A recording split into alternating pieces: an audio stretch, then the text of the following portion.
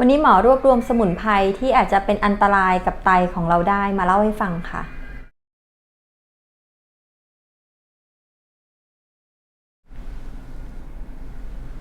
เรียนดูเรื่องไตกับหมอไตทางช anel นี้นะคะหมอไตให้คำตอบโดยแพทย์หญิงกัญญมลค่ะวันนี้ค่ะหมอรวบรวมสมุนไพรหลายๆอย่างมาเล่าให้ฟังนะคะมีสมุนไพรบางอย่างค่ะที่อาจจะมีปัญหากับไตของเราได้นะคะ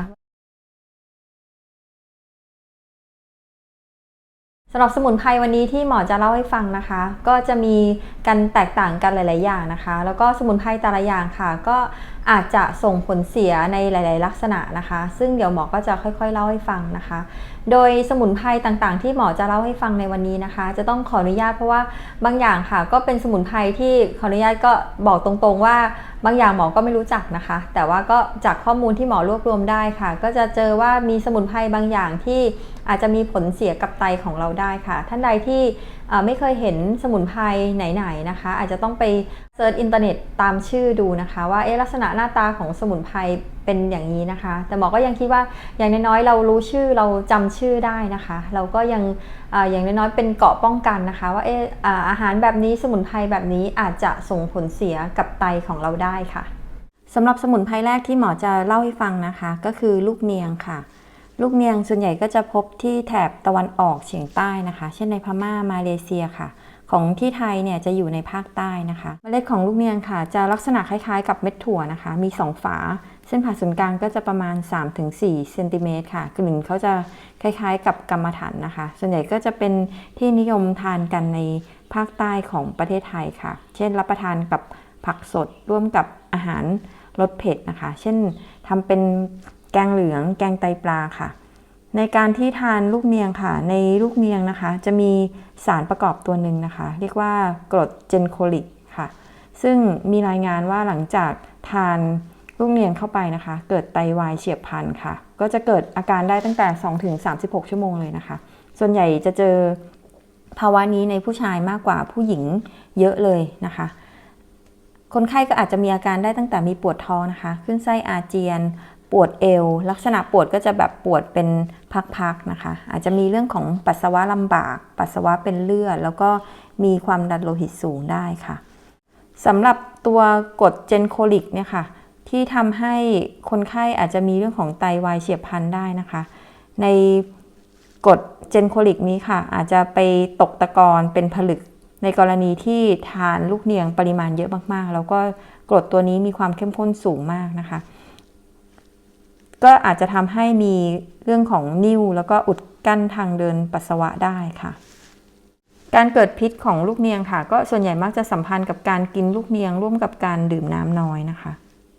โดยการป้องกันการทานลูกเนียงเพื่อไม่ให้เกิดไตวายเฉียบพลันนะคะก็คือทานปริมาณน้อยค่ะร่วมกับการดื่มน้ำปริมาณมากๆนะคะนอกจากนี้เขายังพบว่าถ้าเกิดว่าเอาลูกเนียงไปต้มก่อนค่ะก็จะสามารถลดกรดเจนโคลิกในลูกเนียงได้ด้วยค่ะต่อไปก็คือตะลิงปิงแล้วก็ป่วยเล้งนะคะมีรายงานว่าถ้าเกิดทานมากค่ะอาจจะมีผลทำให้เกิดไตวายเฉียบพลันได้ค่ะสมุนไพรกลุ่มใบชาปอกระบิดหรือว่าในกาแฟที่เขาจะโฆษณาว่าลดน้ำหนักค่ะกลุ่มนี้อาจจะมีอันตรายได้ตั้งแต่การปนเปื้อนจากขบวนการผลิตหรือว่ามีสารสเตอรอยด์เป็นส่วนประกอบได้นะคะรวมทั้งมีสารโลหะต่างๆได้เช่นสารหนูแคดเมียมแล้วก็โลหะที่อาจจะมีผลกับไตได้นะคะโดยการที่ถ้าเกิดทานสารนี้ค่ะแล้วก็มีการสะสมของสารต่างๆในปริมาณมากนะคะอย่างเช่นทานสมุนไพรแล้วปรากฏว่าได้รับแคดเมียม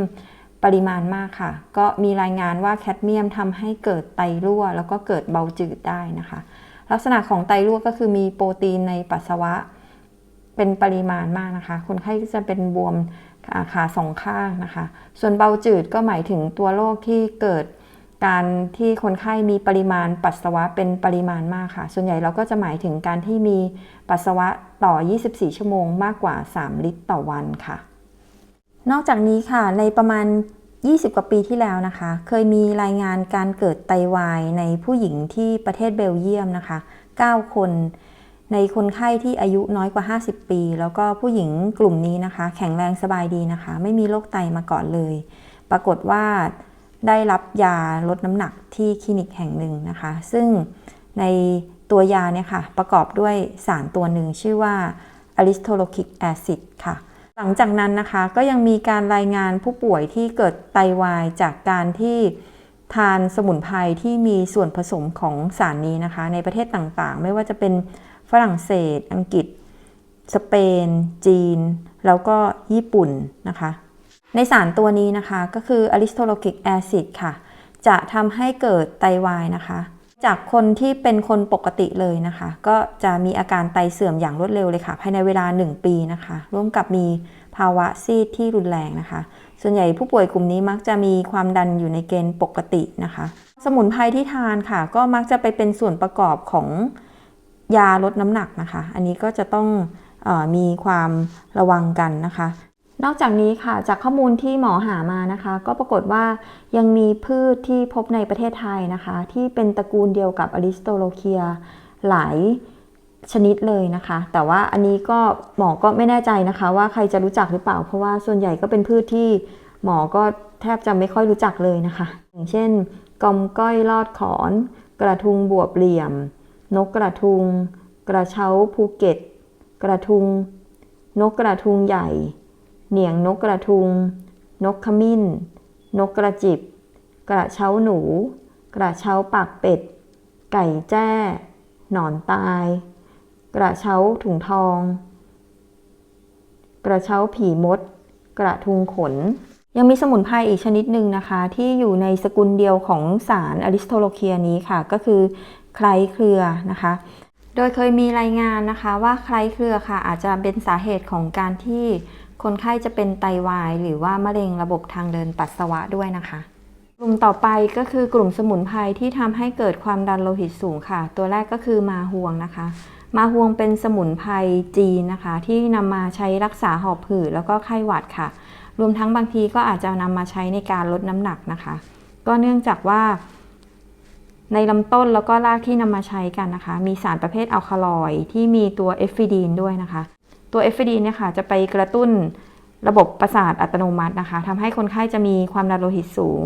อาจจะมีเรื่องของหัวใจเต้นเร็วได้นะคะถ้าเกิดอาการมากๆก็จะมีแบบอาการสั่นอาการนอนไม่หลับนะคะแล้วก็อาจจะเกิดชักได้เลยทีเดียวนะคะมีรายงานว่าการทานมาฮวงค่ะอาจจะเป็นสาเหตุของนิ่วก็ได้นะคะนอกจากนี้ก็อาจจะทำให้เกิดกล้ามเนื้อสลายได้นะคะแล้วก็โสมนะคะถ้าเกิดทานโสมไม่ถูกวิธีค่ะก็อาจจะทำให้เกิดความดันโลหิตสูงแล้วก็เกิดหัวใจเต้นเร็วได้นะคะสมุนไพรกลุ่มต่อไปก็คือสมุนไพรในกลุ่มที่อาจจะทำให้มีเกลือแร่โพแทสเซียมผิดปกตินะคะโดยสมุนไพรแรกที่หมอจะเล่าให้ฟังก็คือหญ้าหนวดแมวค่ะหญ้าหนวดแมวเป็นสมุนไพรพื้นบ้านนะคะที่ใช้กันมานานค่ะบางคนนะคะก็จะใช้ในเรื่องของช่วยในการขับปัสสาวะแล้วก็ขับนิ่วนะคะอย่างไรก็ตามค่ะต้องรู้นะคะว่าหญ้าหนวดแมวค่ะอาจจะมีผลในเรื่องของผลข้างเคียงต่อโรคหัวใจนะคะรวมทั้งในผู้ป่วยไตที่มีการทำงานของไตบกพร่องนะคะอาจจะเกิดปัญหาได้เพราะว่าหญ้าหนวดแมวค่ะมีปริมาณโพแทสเซียมสูงนะคะนอกจากนี้การที่ถ้าเกิดว่าท่านเป็นเบาหวานนะคะแล้วก็ทานยาลดน้ำตาลอยู่ค่ะก็ต้องระวังเป็นพิเศษเพราะว่าการที่ใช้ยาลดน้ำตาลในเลือดไม่ว่าจะเป็นแบบที่เป็นแบบยาทานหรือว่าเป็นอินซูลินค่ะอาจจะเสริมฤทธิ์กันกับหญ้าหนวดแมวแล้วก็ทำให้ระดับน้ำตาลในเลือดต่ำได้นะคะสำหรับข้อบ่งชี้ของการใช้หญ้าหนวดแมวเพื่อขับปัสสาวะในผู้ป่วยไตอันนี้เราไม่แนะนำนะคะเนื่องจากอาจจะทำให้มีเกลือแร่โพแทสเซียมสูงได้จนอาจจะมีความอันตรายต่อผู้ป่วยค่ะน้ำลูกยอนะคะไม่แนะนำเช่นกันนะคะน้ำลูกยออาจจะทำให้เกิดโพแทสเซียมสูงหรือว่าอาจจะมีเรื่องของตับอักเสบได้ค่ะมะม่วงหาวมะนาวโหนะคะอาจจะทำให้ไตเราขับโพแทสเซียมไม่ทันแล้วก็มีเกลือแร่โพแทสเซียมสูงได้เช่นกันค่ะชะเอมเทศค่ะสารสกัดจากรากของชะเอมเทศนะคะมีคุณสมบัติในการที่จะแก้ไอละลายเสมหะนะคะก็มักจะนำมาใช้เป็นส่วนผสมในยาอมแก้ไอยาจีนชงผสมน้ำดื่มนะคะแต่ว่าในส่วนประกอบของชะเอมเทศค่ะจะมีสารตัวหนึ่งนะคะที่สามารถจะเปลี่ยนไปเป็นสารที่จะกระตุ้นการหลั่งของคอร์ติซอลในร่างกายได้ค่ะซึ่งการหลั่งของคอร์ติซอลนั้นเองก็จะมีผลทำให้ผู้ป่วยมี ความดันเลือดสูงแล้วก็มีเกลือแร่โพแทสเซียมต่ำมีภาวะเลือดเป็นด่างได้นะคะดังนั้นเราก็ไม่ได้แนะนำให้คนไข้จะทานชะเอมเทศนะคะนอกจากนี้ค่ะในชะเอมจีนนะคะบางคนก็จะบอกว่าชะเอมจีนค่ะมีการยืนยันว่ามีความปลอดภัยนะคะอย่างไรก็ตามนะคะก็ยังแนะนำว่าในการทานผลิตภัณฑ์จากธรรมชาติค่ะที่มีชะเอมเป็นส่วนประกอบในปริมาณสูงนะคะไม่ว่าจะเป็นการทานชะเอมเทศหรือว่าชะเอมไทยนะคะเช่นการทานยาแก้ไอยาชงที่มีชะเอมเป็นส่วนประกอบไม่ว่าจะเป็นชะเอมเทศหรือว่าชะเอมจีนค่ะก็แนะนำว่าไม่ควรจะใช้ต่อเนื่องกันนานเกิน 4-6 สัปดาห์นะคะเพื่อหลีกเลี่ยงผลกระทบจากตัวคอร์ติซอลที่จะมีปริมาณมากเกินไปนะคะมะขามแขกนะคะการทานมะขามแขกอาจจะมีผลกระทบทำให้เกิดเกลือแร่โพแทสเซียมต่ำได้ค่ะแคนเบอร์รี่นะคะก็เป็นพืชในแถบอเมริกาเหนือนะคะผลของเขาก็จะมีสีแดงเข้มนะคะมีรสเปรี้ยวค่ะเคยมีรายงานว่าผู้ป่วยทานแคนเบอร์รี่เข้าไปนะคะแล้วก็เกิดเป็นนิ่วค่ะก็คือในแคนเบอร์รี่เขาจะมีปริมาณออกซาเลตที่สูงนะคะดังนั้นก็ผู้ป่วยที่มีความเสี่ยงในการเป็นนิ่วค่ะก็ไม่ควรจะทานนะคะมะเฟืองค่ะมะเฟืองก็เป็นพืชในแถบเอเชียนะคะก็ในประเทศไทยก็มีนะคะมะเฟืองก็จะเป็นมีสมบัติในการที่จะแก้ไอนะคะบางทีเขาก็จะใช้เป็นยาขับปัสสาวะได้นะคะอย่างไรก็ตามนะคะมีการรายงานไตเฉียบพลันของการเกิดมะเฟืองอยู่เรื่อยๆนะคะไม่ได้พบบ่อยแต่ว่าก็เจอกันได้เรื่อยๆนะคะโดยส่วนใหญ่ก็จะหลังทานมะเฟืองนะคะก็มักจะสัมพันธ์กับการที่ทานมะเฟืองคั้นสดๆนะคะแล้วก็ทานในตอนที่ท้องว่างค่ะก็จะมีสารออกซาเลตสูงนะคะก็ทำให้ผู้ป่วยหลังจากทานไปค่ะก็จะมีคลื่นไส้อาเจียนนะคะปวดเอวมีปัสสาวะลดลงนะคะบางท่านที่ถ้าเกิดมีอาการนะคะหยุดแล้วก็ให้น้ำเกลือนะคะบางท่านก็ดีขึ้นนะคะแต่ว่าสำหรับผู้ป่วยบางรายนะคะอาจจะแย่ขนาดต้องฟอกเลือดกันทีเดียวนะคะดังนั้นสำหรับผู้ป่วยที่เป็นไตทุกระยะเลยนะคะตั้งแต่ไตระยะ1จนถึงไตระยะ5ทั้งฟอกเลือดและไม่ฟอกเลือดผู้ป่วยปลูกถ่ายไตค่ะมะเฟืองเป็นผลไม้ที่ควรจะเลี่ยงไปเลยนะคะแล้วก็สำหรับคนทั่วไปค่ะมะเฟืองถ้าเกิดจะทานจริงๆนะคะข้อแรกก็คือทานน้อยนะคะข้อที่2ก็คือถ้าเกิดทานแล้วก็คือต้องดื่มน้ำตามมากๆนะคะไม่แนะนำให้นำมะเฟืองนะคะไปคั้นเป็นน้ำมะเฟืองนะคะเพราะว่าในน้ำมะเฟืองเนี่ยค่ะก็จะมีปริมาณออกซาเลตที่เข้มข้นมากก็เสี่ยงกับการที่จะเป็นไตวายเฉียบพลันมากขึ้นนะคะต่อไปก็คือคูนค่ะคูนก็มีออกซาเลตสูงเช่นกันนะคะก็ไม่ให้ทานสดๆนะคะจะนำไปทำเป็นแกงส้มนะคะในการที่ทำแกงส้มค่ะก็จะเป็นการละลายออกซาเลตออกไปแล้วนะคะก็ถ้าเกิดจะทานก็ควรทานด้วยความระวังนะคะเพราะว่าก็มีสารออกซาเลตสูงค่ะ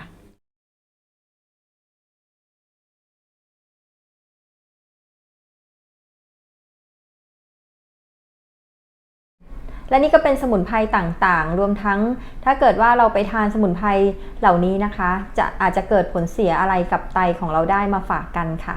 แล้ววันนี้ค่ะหมอจะจบวิดีโอไว้แต่เพียงเท่านี้นะคะท่านใดที่คิดว่าวิดีโอนี้มีประโยชน์ค่ะฝากช่วยกดไลค์กดแชร์กดติดตาม Subscribe แล้วก็อย่าลืมกดตรงกระดิ่งนะคะท่านใดที่ต้องการแนะนำวิดีโอนะคะฝากไว้ใต้คอมเมนต์ข้างล่างได้เช่นกันนะคะเรียนดูเรื่องไตกับหมอไตให้คำตอบโดยแพทย์หญิงกัญญมลสวัสดีค่ะ